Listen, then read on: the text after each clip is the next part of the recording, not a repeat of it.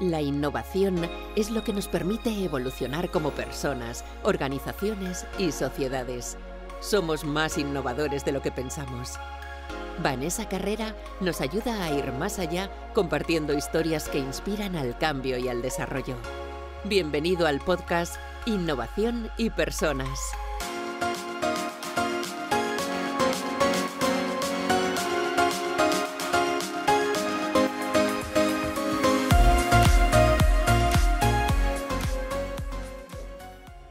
Bienvenido, bienvenida a un nuevo podcast de Innovación y Personas. Hoy vamos a estar explorando qué es la inteligencia artificial, esto de lo que tanto hablamos últimamente, sobre todo con un propósito que es bajarlo a tierra, porque muchas veces tenemos algunas etiquetas que nos suenan como muy alejadas y vamos a ver exactamente qué es esto de la inteligencia artificial y, como digo, bajarlo a tierra.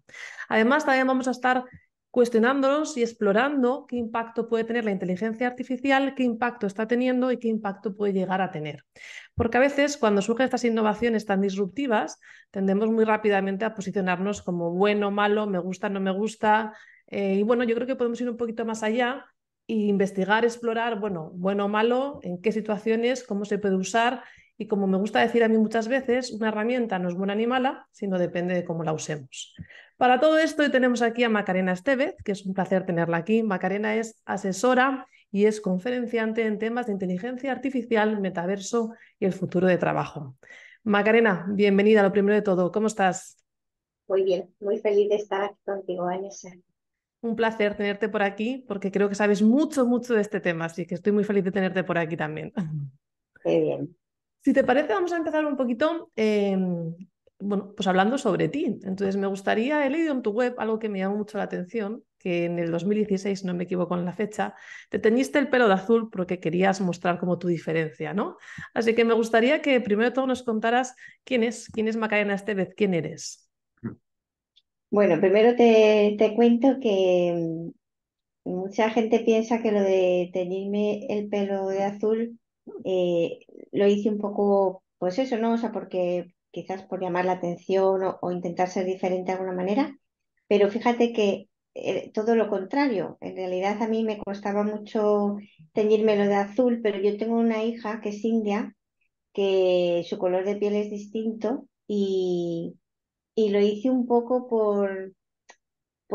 ¿sabes? O sea, por sentirme un poco como ella se siente y de hecho a ella le encanta, me le encantó en ese momento y siempre que le digo, ay, no sé si volverme a teñir el pelo de azul, a ella le encanta.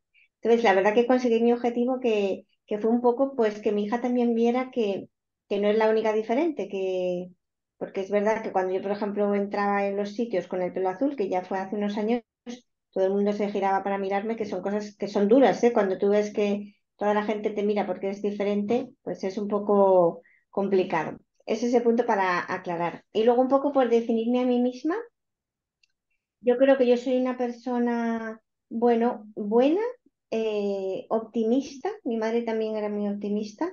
Y también, bueno, tengo la suerte de que estudié matemáticas, que es una característica también que me ha definido mucho como persona. Porque, ¿en qué sentido, Macarena, te definió el estudiar matemáticas? ¿En qué sentido? Sí, mira, por una parte, la carrera de matemáticas te estructura el cerebro y tu manera de pensar y de enfrentar problemas de una manera distinta. Yo, por ejemplo, ya hay muchas cosas de la carrera que no me acuerdo, pero es verdad que sé, o sea, siento que he estudiado matemáticas y que toda mi vida se ha apalancado sobre eso porque ya hizo un poco que mi manera de afrontar los problemas, de ver las cosas tiene esa manera como estructurada, ¿no? Que te da el hacer esa carrera. Y toda mi vida, pues ha dependido siempre de haber estudiado matemáticas, todos mis éxitos, muchas veces el ayudar a las personas también lo he hecho muchas veces desde esas matemáticas, ¿no? Desde mi conocimiento. Entonces, la verdad que sí que haber hecho matemáticas es parte de la persona que he llegado a ser. Qué interesante esto, fíjate, otro día estaba hablando con una compañera y comentábamos esta cuestión, ¿no? Que a veces esto que estudias no es que lo apliques todo ni mucho menos, pero eso de alguna forma te define, ¿no? Pues como la forma de pensar, estructura, como dices tú, ¿no? Así que muy, muy interesante. Esto me gusta, vamos a adentrarnos un poquito de esto, dice, todos, has dicho, todos mis éxitos también como que han ido por ahí. Cuéntame, porque tienes una carrera profesional muy admirable, o por lo menos para mí lo es, con muchos premios, conferenciante, montaste tu propia empresa. Cuéntame, ¿a qué crees que es debido o qué has hecho para conseguir tantas cosas? Bueno, quizás te diría que cuatro cosas. Primero, yo soy una mula trabajando. O sea, yo tengo una capacidad de lucha, ¿sabes? De decir, no hay dolor, ¿no? O sea, tengo que terminar esto, lo tengo que terminar, aunque no duerma o lo que sea. Ese es un punto importante. Otro, lo que te comentaba, que yo soy una persona muy, muy optimista. Yo todo lo veo positivo y la actitud en la vida es todo. Entonces, que hay que irse de viaje, pues nos vamos de viaje. Que tengo que quedarme hasta las 3 de la mañana, pues me quedo porque sé que luego eso me va a hacer sentir bien. O sea, esa actitud también, ese positivismo, otro punto muy importante que me ha ayudado en la vida. Luego, soy una persona ambiciosa. Siempre he tenido grandes sueños de cambiar el mundo, de ser famosa. Desde que era muy pequeña siempre he querido mejorar, crecer. O sea que esa ambición también me ha ayudado. Y por último, yo soy una persona súper competitiva. O Ujú, sea, a mí, por ejemplo, no me pongas a jugar al billar, ujú, a jugar al futbolín, o sea, siempre con la alegría y de buenas maneras, pero vamos, yo me dejo, mira, yo soy bajita y gordita. Y yo toda mi vida he jugado al tenis y toda mi vida he sido bajita y gordita.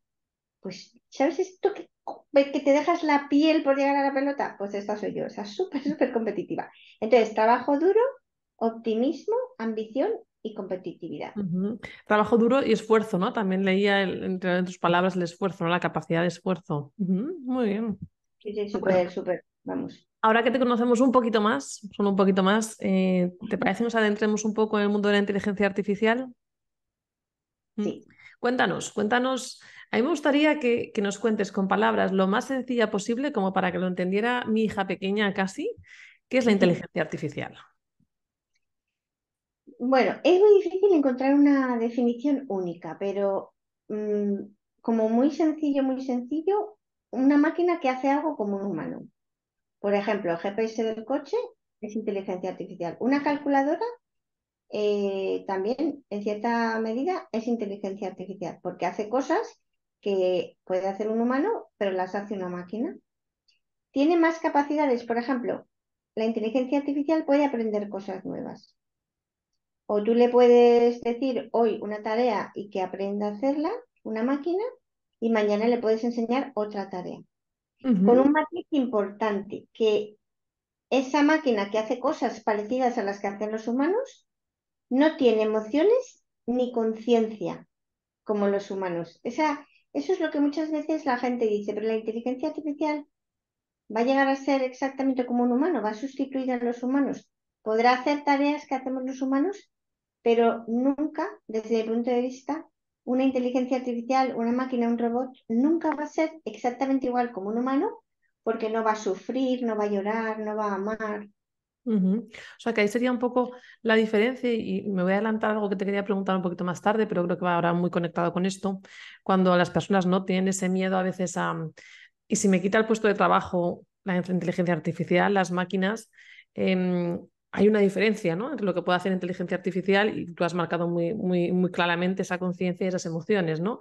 Entonces, ¿qué puede hacer o qué le dirías a esa persona que teme bueno, pues que le quiten el trabajo, que desaparezca su trabajo por la inteligencia artificial?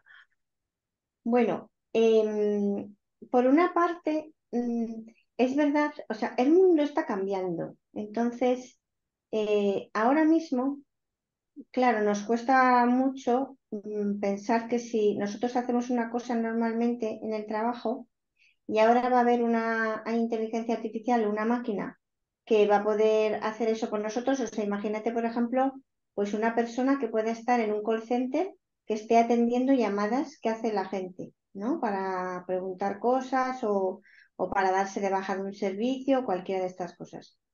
Y ahora desarrollamos una inteligencia artificial que es un chatbot, ¿no? Que es pues esa voz que a veces encontramos ya en muchos de estos teléfonos a los que llamamos y que hace eso, y a esta persona pues ya, lógicamente, pues ya lo hace una máquina y no lo va a hacer. Entonces, cuando vemos esas cosas, cuando las escuchamos, nos asustamos mucho porque, claro, no tenemos tiempo para cambiar. Nosotros sabemos hacer lo que sabemos hacer. Pero lo cierto es que se van a crear nuevos roles. O sea, esta inteligencia artificial también está creando muchas nuevas oportunidades de trabajo diferente. Por ejemplo, pues a lo mejor esas personas que van a perder su puesto de trabajo, creo que en parte debería ser responsabilidad de las empresas ver de qué manera a esas personas se les puede dar algún tipo de formación, de qué manera se pueden reciclar en otro tipo de trabajo, porque no es que la inteligencia artificial, claro que va a dar mucho trabajo a científicos de datos, a ingenieros, pero por ejemplo ahora hay muchísimo trabajo de etiquetar datos, o sea, de por ejemplo, una cosa que hace la inteligencia artificial es detectar, por ejemplo, si una imagen de una foto es de un gato. Pero para hacer ese trabajo hace falta etiquetar muchísimas imágenes de gatos en diferentes actividades. Entonces, ahora, por ejemplo, hay mucho trabajo de este estilo, que es un trabajo que no necesitas una formación muy elevada, donde están también muchas personas. O sea, que te quiero decir que no es solamente que la inteligencia artificial va a crear nuevos puestos de trabajo y que necesariamente son puestos de trabajo para gente que programa, que sabe matemáticas, etcétera, que también va a haber trabajos que van a hacer los humanos y que no vas a tener que tener una formación muy elevada. O sea que bueno, el mensaje es que sí, que efectivamente hay puestos de trabajo que van a ser reemplazados, pero que a su vez van a haber nuevos puestos de trabajo y que quizás un poco lo que sería deseable es que las empresas y el propio Estado pues ayude a que personas que hacían una tarea y solamente esa tarea pues puedan reciclarse y hacer otras cosas. Me parece muy interesante este punto que aportas, o sea, es como las oportunidades que trae la inteligencia artificial, pero además un poco rompiendo ese paradigma, ¿no? De que pensamos a veces que tiene que ser solo para los programadores o, como dices, perfiles muy técnicos, ¿no? O sea, que también puede haber posibilidades y ahí efectivamente comparto contigo la responsabilidad de las empresas y también del Estado. Me parece muy interesante lo que aportas ahí, Macarena. Em, Cuéntanos, y si incluso con ejemplos como esto que acabas de decir, ¿no? Si puedes poner alguno más, ¿cómo está impactando esta inteligencia artificial en algunos sectores concretos, sí, en algunas áreas concretas? ¿Cómo está impactando ya? ¿Cómo lo estás viendo? Bueno, está impactando en todo. Está impactando en todo. Por ejemplo, te voy a poner varios ejemplos. En salud, que es uno de los sectores donde se ve más esta parte positiva de la inteligencia artificial. Por ejemplo, un diagnóstico médico, que tú a lo mejor, pues muchas veces, imagínate, a lo mejor estas veces que tú vas al médico y te dicen que te han diagnosticado algo y tú muchas veces dices, jo, pues voy a buscar una segunda o una tercera opinión, ¿no?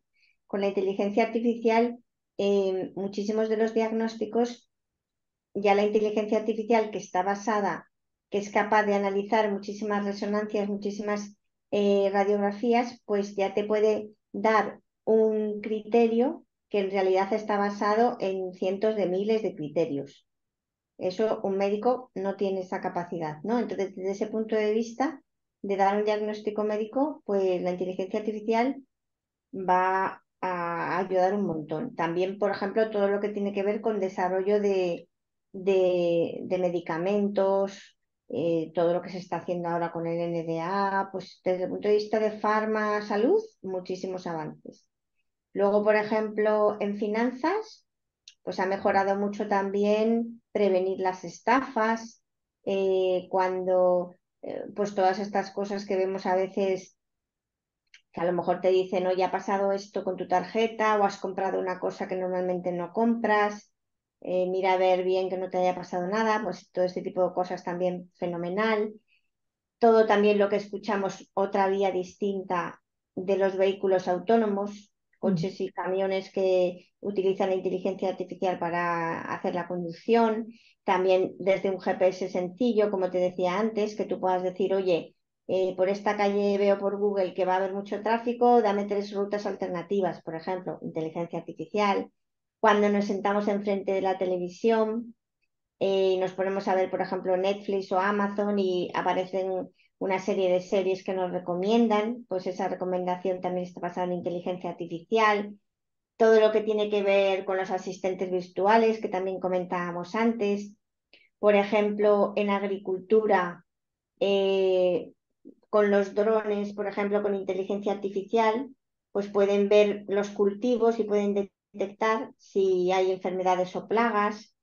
Todo el área de educación, por ejemplo, cada vez más. Esto, por ejemplo, a mí, desde el punto de vista de las matemáticas, que las matemáticas, yo siempre he dicho que es una asignatura que no se debería dar en grandes grupos, porque muchas veces, o sea, al final los niños en un mismo curso, fíjate, cuando tú, por ejemplo, tienes 6 7 8 años, en la clase tú siempre tienes el niño que cumple los años en enero y el niño que cumple los años en diciembre. Cuando tienes esas edades, 5 6 7 años, esa diferencia en los meses se nota muchísimo desde el punto de vista de las capacidades. Y entonces, pues tú entras en la clase de matemáticas y hay un niño que es casi un año mayor que tú. Entonces, y esas matemáticas que se enseñan en grupo, pues siempre te pasa con todo. Pero en las matemáticas, ¿qué sucede? Pues que matemáticas es una asignatura que si tú ya desde el principio sientes y ves que no vas al ritmo del resto, enseguida te desmotivas, enseguida te estancas. Entonces, por ejemplo, la inteligencia artificial va a ayudar mucho a poder enseñar a los niños de manera más personalizada y que cada niño, por ejemplo, en una asignatura como las matemáticas, pueda ir al ritmo que necesita ir. Muy interesante. Entonces estamos viendo como los beneficios, ¿no? En diferentes sectores, en sector educación, sector sanidad, bueno, has comentado varios, financiero. Vamos a ver un poquito los riesgos, porque además de esa, voy a cambiar la palabra, en lugar de pérdida de empleo, reemplazar los empleos, ¿no? Que es un poco por donde también ibas, ¿no? Como poder adaptarte a un empleo diferente. ¿Qué más riesgos puede haber? Yo hay algo que estaba pensando el otro día, además, en una conversación, ¿no? Y era que a lo mejor utilizando estas inteligencias artificiales, pues por ejemplo el chat GPT, ¿no? Pues que a lo mejor desarrollamos menos un tipo de pensar o un tipo de, bueno, desarrollamos menos algunas habilidades y competencias que a lo mejor sin esa inteligencia las desarrollaríamos. ¿Qué opinas sobre esto? ¿Qué riesgos más podemos tener y qué opinas sobre esta parte? Bueno, a ver, es un poco lo que antes contaba. Nosotros ahora estamos viviendo un cambio de paradigma. Entonces, por ejemplo, mira, con todo el tema ahora de ChatGPT, que tú, por ejemplo, a la hora de hacer una tesis doctoral, Mm. pues mucha gente dice, ahora, o sea, una tesis doctoral siempre hemos sabido que ha llevado muchísimo tiempo de investigación, de lectura de artículos, tal. Tú ahora puedes utilizar estas inteligencias artificiales que te pueden facilitar muchísimo esto. Y donde antes podías hacer una tesis que te llevara muchísimo esfuerzo de investigación y tal, ahora eso ya no va a llevar ese esfuerzo. ¿Cuál es la clave? La clave no es apalancarnos y quedarnos estancados en el pasado. Mm. Es que ahora a lo mejor ya nunca a lo mejor no va a tener tanto sentido hacer una tesis doctoral o la manera de hacer una tesis doctoral va a ser contando con esa inteligencia artificial.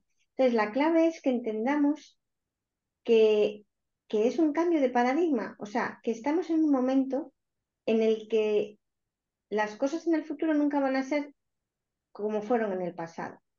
Y lo que hay que hacer es, bueno, pues adaptarse. Entonces, ¿hay riesgos? No, no los miraría como riesgos, lo miraría como vamos hacia un mundo diferente. Hay dos grandes versiones de futuro. Una está apalancada un poco, se basa en la paradoja de Moravec, perdóname. Y la paradoja de Moravec, ¿qué dice? Dice que lo que un humano sabe hacer muy fácil, una máquina no tanto, y viceversa. Por ejemplo, un humano es capaz un niño de 4 años, tú le dices que vaya a buscar una pelota roja a la habitación, y el niño va a ir y la va a buscar sin ningún problema. Tener un robot que te haga eso parece fácil, pero es una cosa bastante complicada. Mm. Y por contra, pues hay cosas, a lo mejor un robot es capaz de hacer, una inteligencia artificial, multiplicaciones, sumas de todo tipo de cosas que un humano le va a costar más. Esa paradoja de Moravec te da una perspectiva del futuro, que es el humano con la máquina. O sea, nunca va a haber esa Mm. ruptura, ¿no? Siempre van a estar ahí los dos. Y Mm. luego hay otra versión, que es decir, caminamos hacia un cambio en el ser humano. Es decir, al final lo que va a pasar es que ese ser humano, pues a medida que avancemos, se va a transformar. Por ejemplo, ya no vamos a pensar a lo mejor como pensábamos antes, porque ahora tenemos una inteligencia artificial que complementa nuestra manera de pensar. Ya se nota en la gente joven, ya la gente joven no dedica el tiempo a pensar que dedicaba yo cuando era joven. Ellos ya saben que eh, miran en Google, buscan no sé qué, comparan tal. Eso que yo ahora lo veo, en el fondo está haciendo un cambio en ese cerebro de las generaciones que van a ir viniendo. Entonces, no lo veamos como riesgo, verlo como es así. O sea, esto está pasando, las cosas van a cambiar y lo que nosotros tenemos que hacer es adaptarnos al cambio, intentar adaptarnos al cambio. ¿Que a un joven le va a costar mucho menos que a una persona mayor? Así es, así es. Pero bueno, es que no queda otra. Ujú. Sí, y a lo mejor también estaba pensando, ¿no? A lo mejor también con el ejemplo de la tesis doctoral, o sea, a lo mejor también puede ser interesante, ¿no? Bueno, si esa parte de investigar, ¿cómo la podemos seguir desarrollando de otras maneras? O sea, si consideramos que es una competencia importante el saber investigar, el saber buscar información, el saber seleccionar información, a lo mejor no es a través de una tesis, porque ya tenemos esa herramienta que nos la ayuda a hacerlo, pero ¿cómo podemos hacer? ¿Qué otras medidas hay, no? Utilizar también la creatividad para, oye, si lo que queremos desarrollar esa competencia de investigar, ¿qué otras maneras podemos hacerlo también? Y voy más allá, Vanessa. Es que a lo mejor investigar ya no es tan interesante. Ya, ya, Ya ya. tienes una IA que lo hace por ti. Ujú. Entonces, no nos empeñemos en investigar o investigar como siempre hemos investigado. Investigar de otra Recuerda manera. que todo esto es un círculo vicioso, porque tú dices, pero ¿y qué hay detrás de la IA? Detrás de la IA hay todo lo que hemos hecho los humanos a lo largo de toda nuestra historia. Todos los datos que contiene Google están detrás de ChatGPT. Ujú. Entonces, si nosotros ahora cada vez vamos aportando menos, porque las máquinas cada vez van aportando más, y eso sigue creciendo, sigue creciendo, sigue creciendo, llegará el momento en que la máquina no sabrá hacer nada nuevo, porque es el ser humano el que mete la novedad en ese círculo. Es el ser humano el que ha hecho el pasado del que ha aprendido la IA.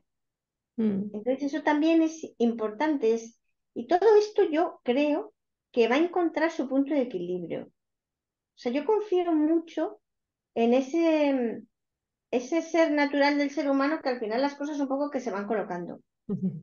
También, por ejemplo, mira, hasta hace muy poquito se hablaba del concepto de singularidad tecnológica, que lo que te dice este concepto es, oye, nos hemos dado cuenta con datos que la tecnología cada vez avanza más rápido. ¿Qué significa que cada vez avanza más rápido? Pues que avanza, avanza, avanza, avanza, avanza, avanza, avanza, avanza, avanza, avanza, que eso va hacia una singularidad, o sea que eso va Mm. rápido, rápido, que va un momento como que va a despegar. Y todo el mundo se preocupaba. ¿Y qué va a ser eso? ¿Y qué significa exactamente que haya una singularidad?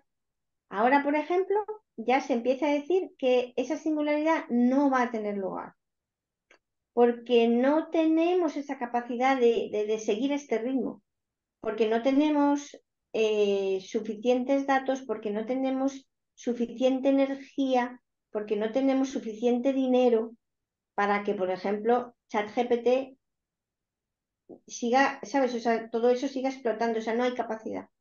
Mm. Entonces ya parece que esto, entonces, ¿ves? Hace unos años estábamos preocupados y ahora ya esto ya se ve que esto no va a ser así. El mundo se va recolocando. Ujú. Macarena, ¿qué le dirías a un profesional o incluso a un líder, ¿no?, de una empresa que tiene que saber cómo se tiene que preparar para este nuevo mundo del que estamos hablando? ¿Qué tendría como los básicos de inteligencia artificial? ¿Qué tendría que saber? ¿Cómo se puede empezar a preparar y adaptarse a este nuevo mundo que está también muy marcado por esta IA? Pues mira, no le diría lo mismo a un profesional que a un líder. A un profesional em, le diría primero que lea y que se forme, más que estudie, que mucha gente me dice, oye, ¿qué puedo estudiar? Quiero aprender y ya tal. Estar al día, o sea, leer, ver qué están posteando los grandes líderes de pensamiento en inteligencia artificial, en LinkedIn, un par de suscripciones, un poco estar al tanto. Y luego le diría que tome iniciativas en la empresa en la que trabaje. O sea, yo a la gente siempre le digo, toma tú el listón y tira para adelante. Entonces, habla con gente, busca grupos, mira a ver si se te ocurre alguna idea de formar un grupo, de estar al tanto. Lidera un poco eso, ¿no? Al profesional. Y al líder distinto, ¿no? Porque al líder le diría, por una parte, que tenga buenos compañeros de viaje, buenos asesores, ¿no? Un líder no puede saberlo todo, pero sí sabe en quién se puede apoyar. Entonces, un líder necesita buenos asesores de inteligencia artificial, también buenos empleados, también hablar con los empleados, ver qué les está pasando, estar muy al tanto de eso. Y a los líderes les aconsejo también mucho que hablen mucho con la gente joven. Ujú. No solo con la gente joven, por supuesto, pero es que muchas veces los líderes, los CEOs de las compañías, ni se sientan con los becarios, con la gente muy joven.